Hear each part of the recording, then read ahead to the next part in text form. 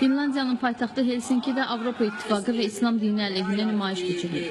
Aksiya iştirakçıları Avropa İttifaqının miqrasiya siyasətindən narazılıqlarını ifadə ediblər. Bir qrup etirazçı ölkənin maliyyə nazirini tənqid edib. Onlar həmçinin İslam dini əleyhinə şüarlar səsləndirib, Finlandiya hökumətinin qaçqınlarla bağlı siyasətindən hiddətləndiklərini bildiriblər. Toqquşmaların qarşısını almaq üçün nümayişin keçirildiyi əraziyə polis qüvvələri cəlb olunub. Amerika Birləşmiş Ştatlarının Chicago şəhərində polis zorakılığına qarşı nümayiş keçirilib. Etirazçılar ötən ilin oktyabrında polis əməkdaşının Afroamerikalı yeniyetmə Laquan McDonald'i qətlə yetirməsindən hiddətləniblər. Aksiya iştirakçılarının yürüyüş etdiyi mərkəzi küçələrdə çox sayda polis qüvvələri yerləşdirilib. Nümayiş iştirakçıları polis sistemində irqçiliyə son qoyulmasını tələb ediblər. Xatırladaq ki, bir neçə gün əvvəl məhkəmə hadisəni törədən Jason Van Dyke'ın girov müqabilində zaminə buraxılması ilə bağlı qərar çıxarıb.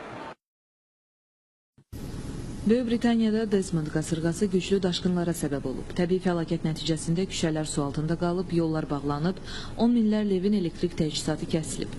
Fəlakət zonalarından minlərlə adam təxliyə edilib. Ən ciddi vəziyyət Kambriya qraflığında müşahidə edilir.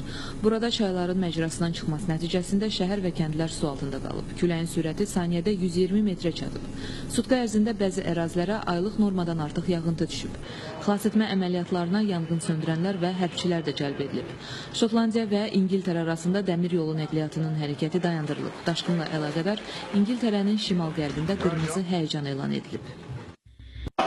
Reuters'ın məlumatına görə Yunanistanda Aleksandros Grigoropoulos adlı yeniyetmənin 2008-ci ildə polis tərəfindən qətlə yetirilməsinin 7-ci il dönümü münasibəti ilə yürüyüş keçirilib. Paytaxt Afinadakı Sintagma meydanında polis zorakılığına qarşı nümayişə 3000-dən çox etirazçı qoşulub. Təhlükəsizliyi təmin etmək üçün əraziyə 6000 asayiş keşikçisi səfərbər olunub. Ətrafdakı metro stansiyaları bağlanıb. Dincbaşlayan nümayiş qısa vaxtda ixtişaşa çevrilib. Etirazçılar polisə daş parçaları, şüşə qablar və molotov kokteyli atıb, avtomobil şinlərinə və tullantı qablarına od vurub mağazaların şüşələrini sındırıblar. Onlar həmçinin Portuqaliyalı turistlərin olduğu avtobusu daşa basıblar. Nəticədə bir nəfər yaralanıb.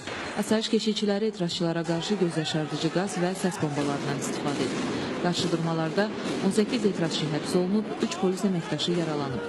Xatırladaq ki, 2008-ci ilin dekabrında Afinanın mərkəzində polis əməkdaşının naməlum şəraitdə 15 yaşlı yeniyetmə Aleksandros Grigoropoulosu qətlə yetirməsi kütləvi ixtişaşlarla nəticələnmişdi. Hadisənin ildönümü hər il Yunanistanda təşkil edilən ən izdihamlı nümayişlərdən biri sayılır.